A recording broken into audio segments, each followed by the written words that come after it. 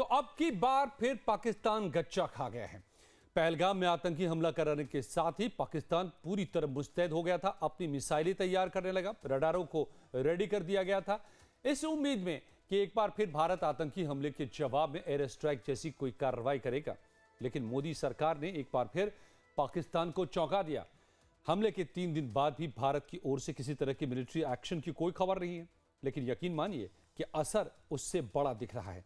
पाकिस्तान चारों ओर से परेशान दिख रहा है क्योंकि भारत ने मिलिट्री एक्शन को छोड़कर चौतरफा प्रहार किया है। सबसे बड़ा तो सिंधु जल समझौते को रोककर भारत ने पाकिस्तान पर कूटनीतिक अटैक किया। दूसरा, पाकिस्तानियों के सभी तरह के वीजा को रद्द कर दिया गया है। कश्मीर घाटी में आतंक के समूल विनाश का काम शुरू हो गया है। खुद आर्मी चीफ श्रीनगर पहुंचे हैं और इस बीच 2 आतंकियों के घर जमींदोज कर दिए गए। इसके अलावा LOC पर भी पाकिस्तान के सीज फायर उल्लंघन का भारतीय फौज ने मुंहतोड़ जवाब दिया है।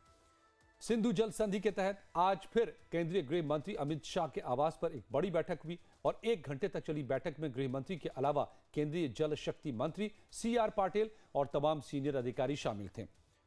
बीती रात ही जल शक्ति मंत्रालय ने समझौते को निलंबित करने के बारे में चिट्ठी लिखकर पाकिस्तान को औपचारिक जानकारी भी दे दी थी और उसके बाद से ही पाकिस्तान के हुक्मरानों के माथे पर चिंता की लकीरें भी दिख रही हैं, क्योंकि पहलगाम हमले के बाद पाकिस्तान पर किया गया ये भारत का सबसे बड़ा प्रहार है।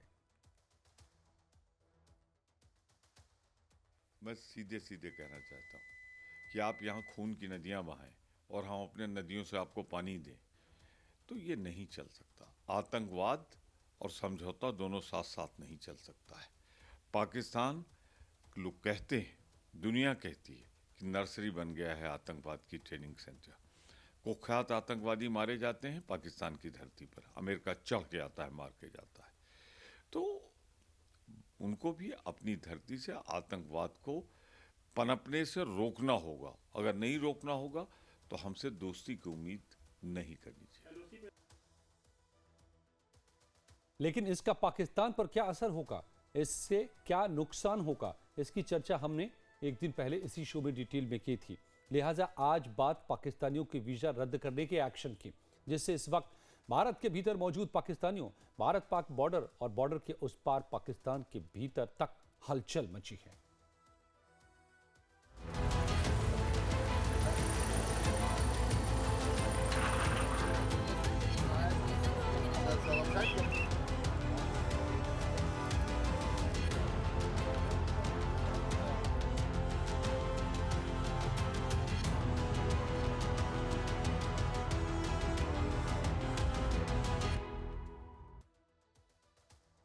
अमित शाह मोदी सरकार के गृह मंत्री हैं और इस लिहाज से सरकार में नंबर 2 भी माने जाते हैं। बिना बम और मिसाइल के इस बार पाकिस्तान को जो जवाब दिया जा रहा है, उसकी पूरी कमान अमित शाह के हाथ में दिखती है। अमित शाह ने आज सभी राज्य के मुख्यमंत्रियों से बात की, जिसमें उन्होंने पाकिस्तानियों को देश से बाहर निकालने से जुड़ा कड़ा निर्देश दिया। पहलगाम हमले के बाद से पहला मौका था जब अमित शाह ने बतौर गृह मंत्री सभी राज्यों के मुख्यमंत्रियों से बात की। बुधवार को CCS की बैठक के बाद फैसला हो चुका था कि पाकिस्तानियों के वीजा रद्द होंगे और उसी कड़ी में अमित शाह ने मुख्यमंत्रियों को फोन भी किया और सभी मुख्यमंत्रियों को पाकिस्तानियों के पाकिस्तान वापसी के लिए कदम उठाने के निर्देश दिए, जिसमें उन्होंने मुख्यमंत्रियों को साफ साफ कहा कि सभी पाकिस्तानियों को खोज कर अपने राज्य से बाहर निकालें। अमित शाह ने मुख्यमंत्रियों से कहा कि वो पाकिस्तानी नागरिकों की लिस्ट केंद्र को भेजें ताकि वीजा तुरंत रद्द कर उन्हें भारत से बाहर भेजा जा सके। मुख्यमंत्रियों से यह तय करने को कहा गया कि कोई भी पाकिस्तानी नागरिक भारत छोड़ने के लिए निर्धारित समय सीमा से ज्यादा वक्त तक भारत में रहे। अमित शाह की ओर से पाकिस्तान में रह रहे भारतीयों से भी यह अपील की गई कि जल्द से जल्द वो लोग हिंदुस्तान लौट आए। भारत ने हमले के 2 दिन बाद यानी कि 24 अप्रैल को पाकिस्तानियों की सभी तरह के वीजा रद्द करने का ऐलान किया, जिसके लिए 27 अप्रैल की मोहलत दी गई। अब मुख्यमंत्रियों को यह निर्देश दिया गया है कि 27 अप्रैल के बाद किसी भी राज्य में कोई भी पाकिस्तानी देश में न बच पाए। समझने वाली बात यह है कि कई ऐसे राज्य हैं जहां अवैध तरीके से पाकिस्तानी रहते हैं, लिहाजा अब जरूरी है कि उन्हें चिन्हित कर उनके घरों से उन्हें बाहर निकाला जाए। 22 अप्रैल 2025 को पहलगाम के बैसरन घाटी में हुए आतंकी हमले में 26 पर्यटकों की हत्या कर दी गई थी। यह हमला 2019 के पुलवामा अटैक के बाद सबसे बड़ा हमला था। भारत ने इस हमले के लिए पाकिस्तान समर्थित आतंकवाद को जिम्मेदार ठहराया है, लेकिन पाकिस्तान अंतर्राष्ट्रीय मंच पर अपनी छवि बचाने के लिए हमले के मास्टरमाइंड होने से कन्नी काट रहा है। पर भारत ने पाकिस्तान का ऐसा इलाज किया कि उस पर उसके अपनों का ही दबाव बढ़ने लगा है। तो मोहम्मद अमीन साहब पूर्व राजनयिक मेरे साथ जुड़ गए हैं और पीके मिश्रा साहब पूर्व एडीजी बीएसएफ के मेरे साथ जुड़े हैं। आप दोनों मेहमानों का बहुत बहुत स्वागत है। पहले पीके मिश्रा साहब आपसे समझना चाहेंगे, आप एडीजी बीएसएफ रहे हैं, बॉर्डर सिक्योरिटी फोर्स रहे हैं, अभी बीएसएफ के एक जवान हमारे पाकिस्तान के कब्जे में भी हैं। क्या इस वक्त जो भारत ने कदम उठाए हैं, जो कदम, वो बिना गोले बारूद के ही भारत पाकिस्तान को बेसुध करने वाला है और कर रहा है, और इसीलिए पाकिस्तान तिलमिला रहा है? ये एक नया वारफेयर है अजय जी। मैं बड़ा बहुत सुंदर से बता रहा हूँ। ये इस तरीके का हिट करना पाकिस्तान को, इट्स अ न्यू वारफेयर जो हमारे प्रधानमंत्री और होम मिनिस्टर ने निकाल के रखे हैं। पाकिस्तान सोचा था कि हम दूसरे दिन हम उनके ऊपर अटैक करेंगे, सर्जिकल स्ट्राइक करेंगे। ये अटैक से कई गुना बढ़ गया है। अब आप देखिए, पाकिस्तानियों को तो हम वीसा बंद करके निकाल देंगे, वो बात नहीं है। ये जो सिंध समझौता जो रद्द कर दिया गया, इसका इफेक्ट मैं बताना चाहता हूं अजय जी। इसका इफेक्ट पाकिस्तान के पेट पर पड़ेगा।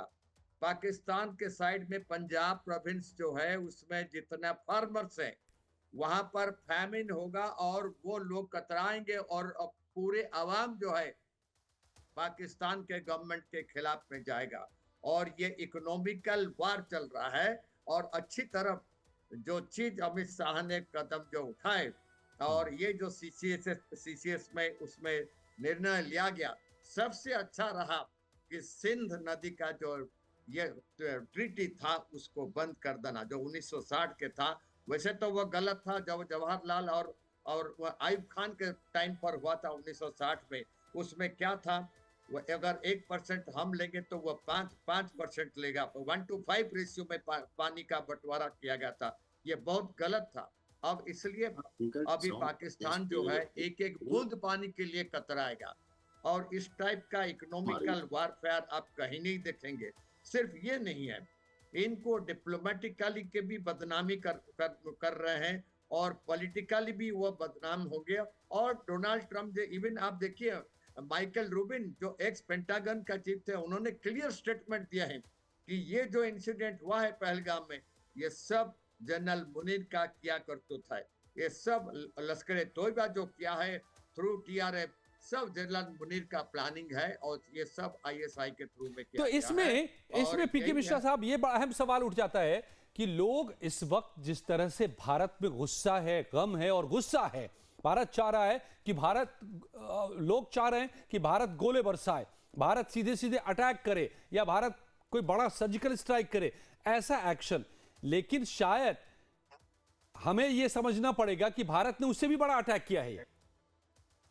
ये तो मैं यही बता रहा था। सिर्फ ये नहीं है, जो फंडिंग हो रहा है पाकिस्तान को, जिसमें वार लॉजिस्टिक्स वो परचेज करते हैं, जो फंडिंग हो रहा है अरब कंट्री से, ये भी बंद हो रहा है। दूसरा है जो आईएमएफ लोन के लिए पाकिस्तान गिड़गिड़ा रहा है, कंगाल से भीख मांग रहा है, ये आईएमएफ लोन भी अभी बंद होगा। आईएमएफ को पता है पाकिस्तानी पैसा को कभी भी वापस नहीं कर सकता है। और ये डोनाल्ड ट्रंप जी का जो पॉलिसी है, उनको आईएमएफ का लोन मिलने वाला नहीं है। और ये सिंध नदी का और उसके साथ साथ पाकिस्तान ने दो चीज बता दिया। हमने तो जो शिमला चुक्ति थे उसको रद्द कर दिए हैं और पाकिस्तान का एयर स्पेस बंद कर दिए। अरे भाई, शिमला चुक्ति का रद्द करने से हमारा क्या लेना देना है? अभी कोई फर्क नहीं पड़ेगा इंडिया के ऊपर। दूसरा है, आपका एयर स्पेस बंद कर देंगे तो अभी हमारा प्रधानमंत्री जब आ रहे थे जेड्डा से, क्या वो पाकिस्तान एयर स्पेस से आए? वो घूम करके दूसरे रास्ते से आए। और हमारा सिविल एयरलाइंस जरूर पाकिस्तान को डाइवर्ट करके वो दूसरे जगह से जाएंगे। कोई इसमें बड़ी बात नहीं है। लेकिन पाकिस्तान जो है, ये जो इकोनॉमिकल वार है, इसके साथ एक पॉइंट मैं ऐड करना चाहता हूँ जी। ये अरब सागर में अरब सागर में जो इनका ऑयल टैंकर, पाकिस्तान को ऑयल का जो है, ये ऑयल टैंकर्स अरब सागर से आता है और ये भी ब्लॉक होगा, जो कि हमारा इंडियन नेवी कर सकते हैं और इसको करने जा रहे हैं। ये भी इकोनॉमिकल वार होगा पाकिस्तान के खिलाफ में, और ये तरस तरस करके मरेंगे एक एक बूंद पानी के लिए, एक एक बूंद दाने के लिए। तब उनके अवामी बोलेंगे जनरल मुनीर आपने क्या कर दिए, उनका पाकिस्तान का आर्मी ही बोलेगा जनरल मुनीर को आपने क्या कर दिए। वैसे पाकिस्तान के आर्मी के कुछ ऑफिसर्स और कुछ लोग, कुछ जी। पॉलिटिकल लीडर्स ऑलरेडी बोल चुके हैं कि ये सब प्लानिंग जनरल मुनीर, आसिफ मुनीर ने किए हैं। लेकिन उनको इसको पछताना पड़ेगा, और जो इकोनॉमिक वार किए हैं अमित शाह जी ने और हमारा प्रधानमंत्री जी, मैं उनको सैल्यूट करता हूं कि क्या बात है। ये तो ये अटैक अलग तरीके से अटैक हुआ। I mean, Qamar salute to तोड़ने my वाला, people. उसको बेमौत, खुद अपनी ही मौत मरने देने के लिए छोड़ देने वाला ये फैसला है जो लोग ये कर रहे हैं। बने रहें आप मेरे साथ। पीके मिश्रा साहब, मोहम्मद अमीन साहब से भी मैं सवाल लूंगा कुछ ही पलों में कि क्या भारत का ये स्ट्राइक दरअसल पाकिस्तान की भी उम्मीद से बड़ा है। देश से किस तरह बाहर निकालने की बातें हो रही है, निकाला जा रहा है। ये भारत की वो रणनीति है जिसके चलते पाकिस्तान अपने ही आवाम के दबाव में आ सकता है, उस पर अपने ही सवाल उठा सकते हैं। आतंक के पनाहगाह बने पाकिस्तान की अपने ही घर में फजीहत होनी तय है, लेकिन भारत अपने घर में घुस आए पाकिस्तानी आतंकियों के एक एक निशान को मिटाने की भी आखिरी लड़ाई शुरू कर चुका है। पहलगाम आतंकी हमले के बाद सेना का बड़ा एक्शन देखने को मिला है। 2 अलग अलग जगहों पर लश्कर के 2 आतंकियों के घर तबाह कर दिए गए। दक्षिण कश्मीर के त्राल और बिजभेरा इलाके में लश्कर के 2 आतंकियों आसिफ शेख और आदिल थोकर के घर को आईईडी ब्लास्ट के जरिए उड़ा दिया गया। सेना के जवानों की तलाशी अभियान के दौरान घर में पहले से प्लांट किया गया विस्फोटक में धमाका हो गया, जिसमें घर पूरी तरह से नष्ट हो गया। घटना के दौरान का वीडियो भी सामने आया है। आधिकारिक सूत्रों के मुताबिक बैसरन पहलगाम हमलों में दोनों आतंकियों की भूमिका सामने आने के बाद सेना की कार्रवाई करने पहुंची थी। उधर आतंक के खिलाफ आखिरी लड़ाई की तैयारी को जायजा लेने खुद आर्मी चीफ श्रीनगर पहुंचे। आर्मी चीफ उपेंद्र द्विवेदी ने श्रीनगर में जांच एजेंसियों के जरूरी इनपुट लिए हैं। उसी आधार पर अब आगे की रणनीति बनने वाली है। अब इस सारी गतिविधियां इस ओर ये इशारा कर रही हैं कि सरकार कोई बड़ा कदम उठाने वाली है। वैसे इस बात का अंदाजा तो बिहार से दिए गए मोदी के बयान से भी हो जाता है, जिसमें उन्होंने आतंकियों को मिट्टी में मिला देने की चेतावनी दे दी थी। बहुत स्पष्ट शब्दों में कहना चाहता हूं, जिन्होंने ये हमला किया है उन आतंकियों को और इस हमले की साजिश रचने वालों को उनकी कल्पना से भी बड़ी सजा मिलेगी। सजा मिलकर के रहेगी।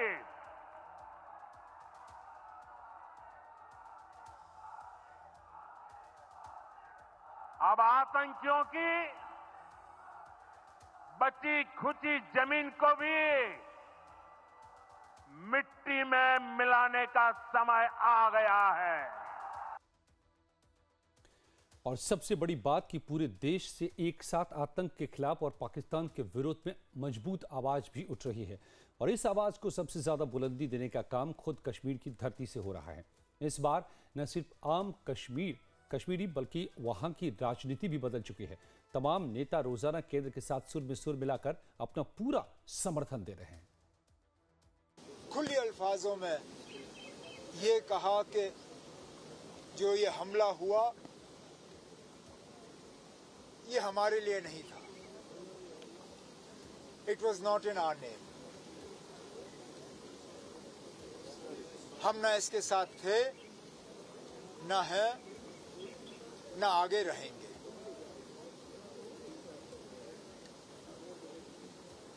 अफसोस है कि ये हुआ। आगे इस तरह का वाकया पेश ना आए।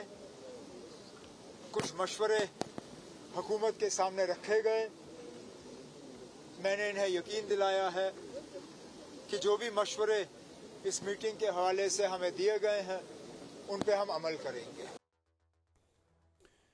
मोहम्मद अमीन साहब मेरे साथ पूर्व राजनीतिक जुड़ गए हैं। अमीन साहब, आप तो बहुत अच्छे से समझते हैं पाकिस्तान की फितरत को भी, इंटरनेशनल डिप्लोमेसी को भी, और इस वक्त जो कुछ भारत कर रहा है, ये डिप्लोमेटिक स्ट्राइक हो या वाटर स्ट्राइक हो, या तो क्या उसके मायने हैं। लेकिन इसमें पहली बार क्या ऐसा दिखाई दे रहा है इतनी मजबूती से समूचा भारत, जम्मू कश्मीर से लेकर के केरल तमिलनाडु तक हो या किसी भी तरह से बात कर लें, हम एकजुट है भारत और पाकिस्तान को सबक सिखाने को तैयार है भारत। देखिए, पाकिस्तान की हरकतें कोई आज की नहीं है, जमाने से चली आ रही। जब से देश आज़ाद हुआ, कभी पाकिस्तान का रोना था कि कश्मीर के साथ, कश्मीर की बात के लिए रोता था। अब वो आप कश्मीर से भी संतुष्ट ये नहीं हो पा रहा है कि हमारे देश के अंदर एक चुनी हुई सरकार है कश्मीर की और हमारा अभिन्न अंग स्टेट है। अब हम बात करेंगे तो हम आज़ाद कश्मीर की बात करेंगे, जो उन्होंने ऑक्युपाइड कश्मीर रखा, पीओके बोलते हैं, उसके बारे में बात करेंगे। तो इसलिए वो अंतर्राष्ट्रीय स्तर पे बिल्कुल ही उनका जो आधार था वो पिट गया है। जो कश्मीर को लेके ये यूनाइटेड नेशन में बात किया करते थे और दूसरे कंट्रीज से बात किया करते थे, इवन सऊदी अरब से बात किया करते थे, गल्फ कंट्रीज से बात किया करते। आज हमारे देश के जो रिश्ते हैं प्रधानमंत्री के, वो गल्फ कंट्रीज से छुपे नहीं हैं और सऊदी अरब में वो गए थे। उसी टाइम की बात है जिस टाइम ये आतंकी हमला हुआ, उस टाइम ये देखिए कि यूएस के उपराष्ट्रपति बैन साहब यहाँ पर मौजूद हैं। हमारे देश के प्रधानमंत्री सऊदी अरब में, जिसको पूरी दुनिया मानती है, मुसलमानों को माना जाता है, मुसलमान उसको मक्का और मदीना को मानता है, उस देश में हमारे प्रधानमंत्री गए हुए थे। उस वक्त इस तरह का कायराना हमला किया गया और बहुत ही गंदा अप्रोच थी उनकी आतंकवादियों की, क्योंकि वो जानते थे कि उनके लिए भी एक न्योता लेके गए हैं हमारे देश के प्रधानमंत्री। जब यहाँ पर G20 हुई थी, तब भी उन्होंने कहा था कि हम पूरी दुनिया से आतंकवाद खत्म करने की कोशिश करेंगे और उसी पे हस्ताक्षर लिए थे सभी के। अब जब सऊदी गए थे तो वहाँ भी हुतियों का भी सफाया करने की बात की थी उन्होंने, लेकिन पता नहीं बात हुई या नहीं, मुझे नहीं पता है। लेकिन इस तरह के आतंकवादियों को जो दुनिया में जो छाए थे, उनको खत्म करने की बात की है प्रधानमंत्री ने और उस पर लगे हुए हैं। और जो इस वक्त हमारे जो डिप्लोमेटिक एक्शन लिया गया है, जद्दा की जो विजिट छोड़कर हमारे प्रधानमंत्री वापस आए, और गृह मंत्री का अप्रोच था, विदेश मंत्री का अप्रोच था, तो सारा जो और अपोजिशन भी सब एक जगह है। आज आप देखिए कल जो मीटिंग हुई है सीसीएस की, उसके अलावा हमारी जो मीटिंग हुई थी डिप्लोमेट्स की, पूरी दुनिया में उसको बता दिया गया है कि पाकिस्तान के क्या कारनामे हैं। इससे पहले जो सरकारें थी, आपने देखा होगा कि डोजियर दिया करते थे, उनको लिख के दिया करते थे, उनको बताया करते थे, उनसे बातचीत चलती थी। लेकिन ये सरकार हमारी बड़ी सख्त है, ये सरकार एक्शन वाली सरकार कहलाती है। तो ये अब एक्शन जो दिख रहा है अमीन साहब, वो ये साफ तौर पे जमीनी तौर पर दिख रहा है जी अमीन साहब, कि पूरी तरह से पाकिस्तान को घेर करके उसको उसी के दायरे में छोड़ दिया जाए। लो, अंतर्राष्ट्रीय स्तर पे उसको एक्सपोज कर दिया गया है कि वो क्या उसकी हैसियत है। एक तो हैसियत थी भी हमारे सामने और पूरी अंतर्राष्ट्रीय स्तर पे एक्सपोज कर दिया गया। आप देखिए कि ईरान, रिपब्लिक ऑफ ईरान इस्लाम का कहलाता है, उसने भी कंडेम किया। सबसे ताकतवर देश है अमेरिका, उसने भी कंडेम किया। आप देखिए रशिया ने कंडेम किया और सऊदी अरब ने कंडेम किया और कहा कि हम आपके साथ हैं। हमारे प्रधानमंत्री की इस वक्त जो साख बनी हुई है अंतर्राष्ट्रीय स्तर पे, उसमें कोई दो राय नहीं है और उन्हीं की वजह है जिसकी वजह से इतना तगड़ा एक्शन लिया गया है। कि देखिए उन्होंने सितंबर 1960 का जो सिंधु पानी का समझौता था, उसको उन्होंने सस्पेंड कर दिया है। ये एक बहुत ही बड़ी बात है। क्यों? क्योंकि पाकिस्तान के अंदर 2/3 सिंचाई और इरिगेशन और उनके किसानों की हर तरीके से एक तरीके से उनको मार पड़ी है, जिसको कहेंगे कि ये वाटर की मार हो गई, इकोनॉमिक वॉर हो गई। आप देखिए इनके जो वीज़ा थे वो कैंसिल कर दिए गए। जो उनके विजिटर आए हुए थे हमारे कंट्री में, उनको कहा गया 48 आवर्स में छोड़ दें। उनके जो अटैची यहाँ पर थे आर्मी, नेवी और एयरफोर्स के, उनको इमीडिएटली नॉन ग्राटा पर्सोना कर दिया गया कि वो इमीडिएटली 1 हफ्ते के अंदर छोड़ दें। ये सब जो चीज़ें हैं उनको तिलमिला गया है पाकिस्तान और उनका जो यहाँ पर स्टाफ था 50 के आसपास, उसको 30 कर दिया है कट करके। और ये जो चीज़ें हैं ये बहुत ही तेजी से ली गई हैं। पहली बार हुआ है कि इस तरीके से एक्शन लिया गया है। एक्शन दिखाई पड़ रहा है और इस एक्शन से अंतर्राष्ट्रीय स्तर पे भी उनकी छवि धूमिल की गई है। अब ये जो कह रहे हैं हमें अमीन साहब, जरा उसको आंकड़ों के जरिए भी देखिए कि भारत में इस वक्त मौजूद पाकिस्तानियों की संख्या हजारों में है। कुछ राज्य या शहरों से जुड़ा ही आंकड़ा देखिए, तो पटना में ठहरे 27 पाकिस्तानियों के वीजा को रद्द कर दिया गया है। इसमें सबसे ज्यादा पटना के सब्जी बाग, समनपुरा और फुलवारी शरीफ में अपने रिश्तेदारों के घरों पर ये लोग थे, जिन्हें तय समय सीमा के भीतर भारत नहीं छोड़ने पर घुसपैठिया मानकर गिरफ्तार किया जाएगा। बिहार की तरह ही महाराष्ट्र के शहरों में भी पाकिस्तानियों की बड़ी तादाद है। पुणे में जिला प्रशासन ने अब तक 111 पाकिस्तानी नागरिकों की पहचान कर ली है। पुणे में मौजूद सभी 111 पाकिस्तानी नागरिकों को 27 अप्रैल तक भारत छोड़ने का आदेश भी दे दिया गया है। छत्तीसगढ़ के करीब 2000 लोग मौजूद हैं यहाँ पर जो पाकिस्तान से आए हुए हैं। इनमें अकेले 1800 लोग तो रायपुर में रहते हैं और देश के सबसे बड़े सूबे उत्तर प्रदेश में भी अनुमानित आंकड़ा 1500 से ज्यादा का है। इन सब को बाहर निकालने का काम शुरू हो चुका है। पाकिस्तान से विजिटर वीजा पर यूपी के बुलंदशहर आई 5 महिलाओं में से 4 महिलाओं को वापस पाकिस्तान भेजा गया है। अपने रिश्तेदारों के यहाँ आई इन महिलाओं को लोकल इंटेलिजेंस यूनिट की रिपोर्ट के बाद वापस पाकिस्तान भेजा गया है। पाकिस्तान की इन 4 महिलाओं को बुलंदशहर से बाघा अटारी बॉर्डर के लिए रवाना किया गया। अपने परिवार को छोड़कर पाकिस्तान वापस लौटने का गम भी इन महिलाओं के चेहरे पर साफ दिखा, लेकिन आतंकियों की करने की सजा तो इन्हें भुगतनी पड़ेगी। और इसकी तस्वीर अमृतसर में अटारी बॉर्डर पर दिख रही है, जहां भारत छोड़कर पाकिस्तान जाने वालों की भारी भीड़ दिख रही है। गाड़ियों की लंबी कतारें हैं। लोग पाकिस्तान जा रहे हैं क्योंकि इनके पास महज 48 घंटे की मोहलत है और मोदी सरकार ने 27 तारीख तक पाकिस्तानियों के सभी तरह के वीजा को रद्द कर दिया है। बस एक मेडिकल वीजा को 2 दिनों की और रियायत दी गई है, यानी पाकिस्तान से मेडिकल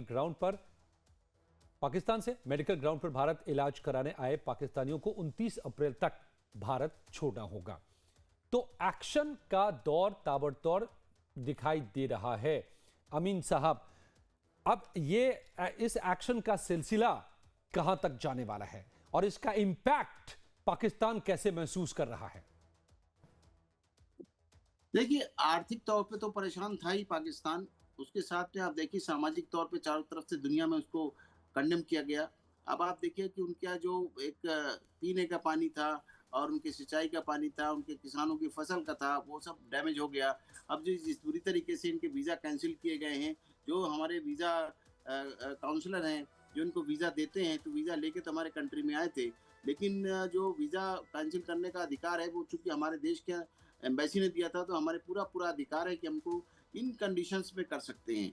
जैसे आप देखेंगे कि एक्यूरेट या फॉल्स इन्फॉर्मेशन देते हैं ये लोग अपने एप्लीकेशन के अंदर, तो भी अगर स्क्रूटनाइज कर लिया गया और चेक कर लिया गया बाद में, तो इनको उठा के वीज़ा कैंसिल कर देते हैं, उनको वापस जाना पड़ता है। सिक्योरिटी जो कंसेस है इसमें visa holder and national security और का जो चक्कर है उसमें भी अगर पब्लिक सेफ्टी देखी जाए तो तभी वीज़ा कैंसिल होता है। अच्छा, इनका क्रिमिनल एक्टिविटीज अगर कोई होती है जिसने वीज़ा लेकर कंट्री में आया है तो उसको भी वहाँ से हटा दिया जाता है, यानी सस्पेंड कर दिया जाता है, रिवोक कर दिया जाता है। इसी तरह से अगर ओवर स्टे कर रहे हैं हमारे कंट्री के अंदर तो इन लोगों को ढूंढ के भेजा जाएगा। और डिप्लोमेटिक अगर इम्यूनिटी हमारे यहाँ से ख़त्म हो गई है, रिलेशन ख़त्म हो गए हैं, तब भी उसमें जो 2 कंट्रीज़ के हैं तो उसमें भी इनको इमीडिएटली जो वीज़ा कैंसिल किया गया है, पूरा अधिकार है हमारे देश को। और अब यही नतीजा है कि उनके जो देश के लोग आए थे, ये सौहार्दपूर्ण यहाँ पर सोच रहे थे कि हम रहेंगे, उनको भी जो गए हैं तो इसका भी उनको नाराजगी होगी और कंट्री में देखने को मिलेगी पाकिस्तान को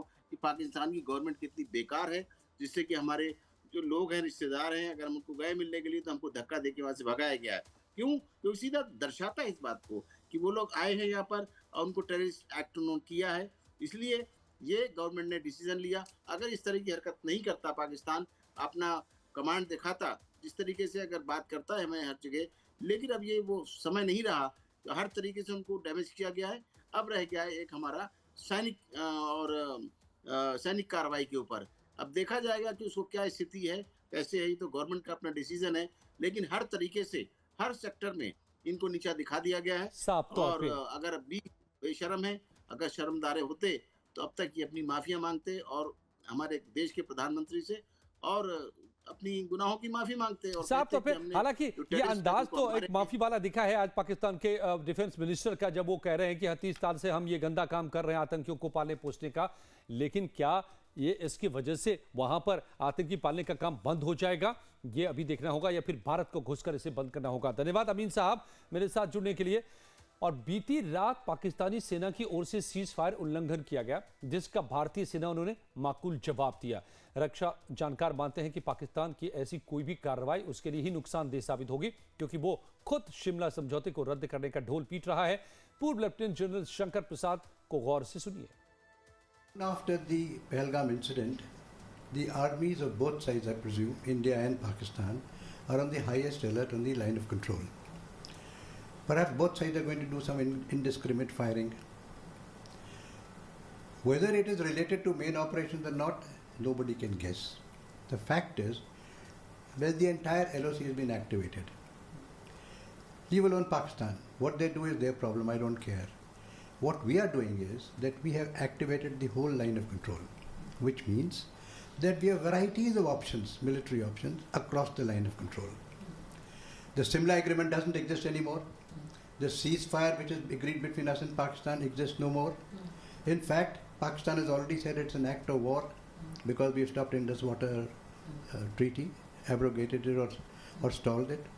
So now it's hostility. The diplomatic relations have been downgraded. We are getting our military advisors, and from 55 we brought it down to 30 or something. Similarly, Pakistan has been told to send back their military advisors from here.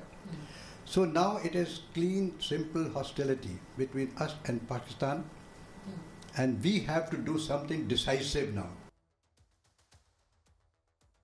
तो we have to do something decisive now, हमें कुछ अब निर्णायक करना होगा, और यही आवाज समूचे हिंदुस्तान से आ रही है। तो एक एक भारत के उठते कदम भी इसी तरफ इशारा कर रहे हैं, और पाकिस्तान इसीलिए छटपटाना शुरू कर चुका है।